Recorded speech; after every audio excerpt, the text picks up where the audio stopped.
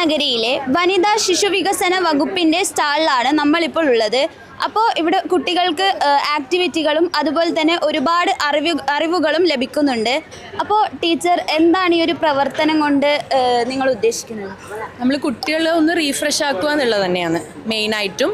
നമ്മൾ വനിതാ ശിശു വികസന വകുപ്പിൻ്റെ കീഴിൽ ICDS നീലേശ്വരം അഡീഷണൽ കീഴിലുള്ള 4 സൈക്കോ സോഷ്യൽ കൗൺസിലർമാരാണ് ഇത് ചെയ്യുന്നത്, ഇതിൻ്റെ കോർഡിനേറ്റേഴ്സ് എന്ന് പറയുന്നത്. അപ്പോൾ കുട്ടികളെ ഒന്ന് റീഫ്രഷ് ആക്കുക, വിവിധ തരം ആക്ടിവിറ്റീസ് ഒക്കെ കൊടുത്തിട്ട് അവരെ ഒന്ന് വൈബാക്കി വിടുക എന്നുള്ളതാണ് ഉദ്ദേശം. അപ്പോൾ ഒരുപാട് കുട്ടികൾ ഇവിടെ വരുന്നുണ്ടോ? ഒരുപാട് കുട്ടികൾ വരുന്നുണ്ട്. മെയിൻ ഒരു 3 മണിക്ക് ശേഷമാണ് കൂടുതലും കുട്ടികൾ ഇങ്ങോട്ട് വരുന്നത്. രാവിലെയൊക്കെ കുറവായിരുന്നു. ഇപ്പോൾ ഉച്ചയ്ക്ക് ശേഷം ഇപ്പോൾ വന്ന് തുടങ്ങുന്നുണ്ട്. ഇന്നലെയും കുറേ ആക്ടിവിറ്റി ഇതുപോലെ ഡാർട്ട് ബോർഡ് ഉപയോഗിച്ചിട്ട് നമ്മളൊരു കോൺസെൻട്രേഷൻ ഇത് ചെയ്യുന്ന ഒരു ആക്ടിവിറ്റി ചെയ്യുന്നുണ്ട്. അപ്പോൾ അതിനൊക്കെ ഒരുപാട് കുട്ടികൾ വരുന്നുണ്ട്, ചെയ്യുന്നുണ്ട്. ഇന്നലെ ഫുൾ ഉണ്ടായിരുന്നു ആൾക്കാർ, കുട്ടികളും രക്ഷിതാക്കളും ഒക്കെ ഉണ്ടായിരുന്നു. അപ്പോൾ ഇന്ന് എന്തൊക്കെ ആക്ടിവിറ്റീസ് ആണുള്ളത്? ഇന്ന് നമ്മൾ ഒരു ഇപ്പോൾ കോൺസെൻട്രേഷൻ ചെക്ക് ചെയ്യാനല്ല, അവർ കോൺസെൻട്രേറ്റ് ചെയ്യിക്കാൻ വേണ്ടിയിട്ട് ഡാർട്ട് ഗെയിം സെറ്റാക്കിയിട്ടുണ്ട്. അതുപോലെ തന്നെ വേറൊരു ഗെയിം ഇവിടെ മേശയിൽ വെച്ചിട്ട് അതും കോൺസെൻട്രേഷൻ ഏകാഗ്രത കൂട്ടാൻ വേണ്ടിയിട്ടുള്ള ഒരു ഗെയിമാണ്. പിന്നെ ഒരു ജീനിയസിന് മാത്രം എന്ന് പറഞ്ഞിട്ട് ഒരു സ്പെഷ്യലായിട്ടൊരു ഗെയിം വെച്ചിട്ടുണ്ട്. പിന്നെ നമ്മളൊരു ഇമോഷണൽ ട്രീ സെറ്റാക്കിയിട്ടുണ്ട്. അപ്പം അതെന്ന് വെച്ചാൽ കുട്ടികൾക്ക് ഇപ്പം ഏറ്റവും കൂടുതൽ ഫീൽ ചെയ്യുന്ന ഇമോഷൻ, നമുക്ക് ഒരു ദിവസത്തിൽ ഒരുപാട് ഇമോഷൻസ് നമുക്ക് വരുന്നുണ്ട്. അപ്പം ഏറ്റവും കൂടുതൽ ഒരു ദിവസം നമുക്ക് ഏത് ഇമോഷനാണ് വരുന്നതെന്ന് അത് പരിചയപ്പെടുത്താൻ വേണ്ടി നമ്മളവിടെ ഡിസ്പ്ലേ ചെയ്തിട്ടുണ്ട് ഓരോ ഇമോഷൻസും. അപ്പം അതിൽ ഏറ്റവും കൂടുതൽ കുട്ടികൾ അനുഭവിക്കുന്ന ഇമോഷൻ ഏതാണെന്ന് വെച്ചാൽ ഈ കുട്ടികൾക്കിടയിൽ കൗൺസിലിങ്ങിൻ്റെ പ്രാധാന്യം എത്രത്തോളമാണ്? കൗൺസിലിങ്ങിൻ്റെ പ്രാധാന്യം എന്ന് വെച്ചാൽ ഇപ്പോൾ കൂടിക്കൂടി വരികയാണ്. കുട്ടികൾക്ക് ചെറിയ പ്രശ്നങ്ങൾ പോലും തരണം ചെയ്യാൻ പറ്റാതെ കുട്ടികളിപ്പോൾ ഒരുപാടുണ്ട്.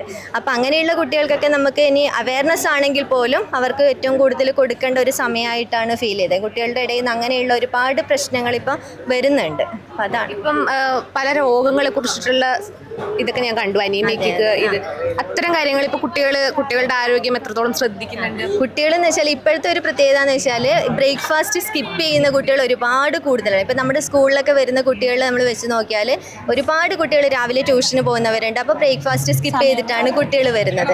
അതേപോലെ തന്നെ ലഞ്ചിനാണെങ്കിലും അവർ കൊണ്ടുവരുന്ന അവർ പച്ചക്കറികൾ കഴിക്കുന്നില്ല, കഷ്ണങ്ങളൊക്കെ മാറ്റി വെച്ചിട്ടാണ് കഴിക്കുന്നത്.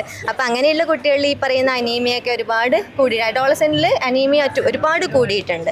അപ്പോൾ അതൊക്കെ ഒന്ന് അവെയർ ആക്കുക കുട്ടികളെ. അതിന് വേണ്ടിയിട്ടാണ് നമ്മൾ അതൊക്കെ അവിടെ ഡിസ്പ്ലേ ചെയ്തിട്ടുള്ളത്. ഇതിപ്പോൾ ഇങ്ങനെ ആദ്യമായിട്ടാണോ ഇങ്ങനെ ഒരു സംരംഭം ചെയ്യുന്നത്? അല്ല, ഇതിന് മുൻപ് അല്ല ഞങ്ങൾ 2019 സ്റ്റേറ്റ് കലോത്സവം വന്നിട്ടുണ്ടായിരുന്നു കാഞ്ഞങ്ങാട് വെച്ചിട്ട്.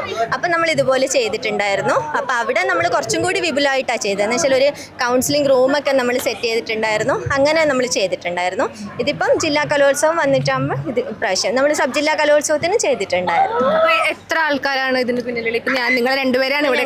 ഞങ്ങൾ 4 പേരാണ് ശരിക്കും ഉള്ളത്. നമ്മൾ വനിതാ ശിശു വികസന വകുപ്പിൻ്റെ കീഴിൽ ICDS നീലേശ്വരം അഡീഷണൽ വരുന്ന 4 കൗൺസിലേഴ്സാണ് ഇത് അറേഞ്ച് ചെയ്തിട്ടുള്ളത്. അപ്പം ഞാൻ പിലിക്കോട് സ്കൂളിൽ, തൃക്കരിപ്പൂര് സ്കൂളിൽ, അതേപോലെ തന്നെ ഉദിനൂർ സ്കൂളിലെയും പടന്നക്കടപ്പുറ സ്കൂളിലെ 4 സ്കൂളിലെ കൗൺസിലേഴ്സാണ് ഇത് അറേഞ്ച് ചെയ്തത്. നമ്മുടെ ജില്ലയിലെ എല്ലാ സ്കൂളുകളിലും ഈ കൗൺസിലിങ്ങിനായിട്ടൊരു വിഭാഗം ഉണ്ട്. ഗവൺമെൻറ് സ്കൂളിലൊക്കെ ഏകദേശം എല്ലാ സ്കൂളുകളിലും ആയിട്ടുണ്ട്. അപ്പം കുട്ടികൾ ഇങ്ങനെ വന്ന് കൗൺസിലിംഗ് റൂമിലേക്ക് വന്ന് ഇങ്ങനെ സംസാരിക്കുന്ന ഒരു പ്രവണതയുണ്ട്. ഉണ്ട്. ഇപ്പം അത് കുട്ടികൾക്ക് ഇപ്പോൾ വലിയ പ്രശ്നമൊന്നുമില്ല. ആദ്യമൊക്കെ കുട്ടികൾ തനിയെ വരാൻ വേണ്ടിയിട്ട് ഒരു ബുദ്ധിമുട്ട്. ഞാനൊക്കെ സ്കൂളിൽ പഠിക്കുന്ന സമയത്ത് നമുക്ക് ആ കൗൺസിലിംഗ് റൂമിലേക്ക് പോകാനൊരു പേടി. നമ്മൾ പോകുമ്പോൾ ബാക്കിയുള്ളവർ നമുക്ക് വേറെ എന്തോ പ്രശ്നമുണ്ട് എന്നുള്ള രീതിയിൽ. പക്ഷെ ഇപ്പം അത് മാറി വരുന്നുണ്ട്. പിന്നെ ടീച്ചേഴ്സ് നമുക്ക് സപ്പോർട്ടാണ്. ഇപ്പം അങ്ങനെ എന്തെങ്കിലും ഫീൽ ചെയ്യുന്നുണ്ടെങ്കിൽ ടീച്ചേഴ്സ് തന്നെ നമ്മളുടെ അടുത്തേക്ക് പറഞ്ഞയക്കുന്നുണ്ട്. അതുപോലെ തന്നെ നമുക്ക് പാരൻസിനൊക്കെ അവയർനെസ് ക്ലാസ് കൊടുക്കുന്നതുകൊണ്ട് പാരൻസും കുറച്ചുകൂടി അവെയറാണ്. അവരെന്തെങ്കിലും ഫീൽ ചെയ്യുന്ന സമയത്ത് നമ്മളെ വിളിച്ചിട്ട് കുട്ടികൾക്ക് ഈ രക്ഷിതാക്കളോട് സംസാരിക്കുന്നതിനേക്കാൾ കൂടുതൽ അധ്യാപകരോട് സംസാരിക്കാൻ ഒരു കംഫർട്ട് സോൺ ഉണ്ടാവും. പക്ഷെ നമ്മൾ അധ്യാപകർ എന്നുള്ള രീതിയിലല്ല നിൽക്കുന്നത്. അധ്യാപകർ എന്നുള്ള രീതിയിൽ നിന്നാൽ ചിലപ്പോൾ കുറച്ച് കാര്യങ്ങൾ കുട്ടികൾക്ക് പറയാൻ ബുദ്ധിമുട്ടുണ്ടാവും. അപ്പം നമ്മൾ അവരുടെ കൂടെ തന്നെയാണ് നിൽക്കുന്നത്. അവരുടെ ഒരാളായിട്ട് നിൽക്കുമ്പോൾ നമ്മൾ ഫ്രീ ആയിട്ട് നമ്മളോട് സംസാരിക്കുന്നത്. അപ്പം പ്രവർത്തന സമയം എങ്ങനെ? നമ്മൾ രാവിലെ സ്കൂൾ ടൈം തന്നെയാണ് നമ്മുടെ പ്രവർത്തന സമയം. രാവിലെ സ്കൂള് തുടങ്ങുന്നത് മുതൽ വൈകുന്നേരം വരെ നമ്മളുണ്ടാവും. അതിലിപ്പം എല്ലാ കാര്യങ്ങളും, ഇപ്പം ഈ ആർത്തവം അല്ലാണ്ട് നമ്മുടെ പോഷകാഹാരം, അങ്ങനെ എല്ലാത്തിനും കുറിച്ച് ക്ലാസ്? എല്ലാത്തിനെ കുറിച്ചിട്ടുണ്ട്. നമ്മൾ മെൻസ്ട്രേഷനായിട്ട് ബന്ധപ്പെട്ട ക്ലാസ്സുകൾ എല്ലാ സമയത്തും നമ്മൾ കൊടുക്കാറുണ്ട്. പുതുതായിട്ട് വരുന്ന ഇപ്പം എൻ്റെ സ്കൂളൊക്കെ 8ാം ക്ലാസ് മുതലാണ് സ്റ്റാർട്ട് ചെയ്യുന്നത്. അപ്പോൾ പുതുതായിട്ട് വരുന്ന കുട്ടികൾക്ക് അത് കൊടുക്കാറുണ്ട്. പിന്നെ നമ്മൾ ലൈഫ് സ്കില്ല് വെച്ചിട്ട് കൊടുക്കാറുണ്ട്. അങ്ങനെയുള്ള ഓരോ വിഷയങ്ങളെ കുറിച്ചിട്ട് നമ്മൾ അവയർനെസ് വെക്കാറുണ്ട്. ഇപ്പൊ ഇവിടെ കുട്ടികൾ വന്ന് വെറുതെ ഗെയിം കളിച്ച് പോവാതെ ഈ ബോർഡേഴ്സ് ഒക്കെ വായിച്ചിട്ട് അവര് അത് മനസ്സിലാക്കുന്നുണ്ട്. അവർ പോയിട്ട് വായിച്ചിട്ട് നമുക്ക് മനസ്സിലാവാത്തൊക്കെ നമ്മളോട് ചോദിക്കുന്നുണ്ട് എന്താണെന്നുള്ളത് ചോദിച്ചിട്ട് അവർ ചെയ്യുന്നുണ്ട്. ഒരുപാട് സന്തോഷം ഇങ്ങനെ ഒരു വേറിട്ട കാഴ്ച കാണാൻ പറ്റിയതിൽ.